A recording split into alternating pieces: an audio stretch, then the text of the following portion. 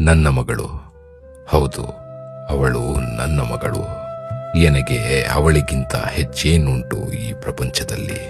ಅವಳಿಲ್ಲದೆ ಏನೂ ಇಲ್ಲ ಈ ಪ್ರಪಂಚದಲ್ಲಿ.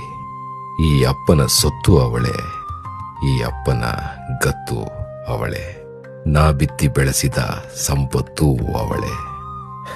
ನನ್ನ ಜೀವನದಲ್ಲಿ ಮೊಟ್ಟ ಮೊದಲು ಅವಳು ಅಳಿಸಲಾಗದ ಅತೀವ ಸಂತಸವ ಈ ನನ್ನ ಮನಸ್ಸಿಗೆ ಕರುಣಿಸಿದ್ದು ಅವಳು ಹುಟ್ಟಿ ನನ್ನ ಕೈ ಸೇರಿದಾಗ.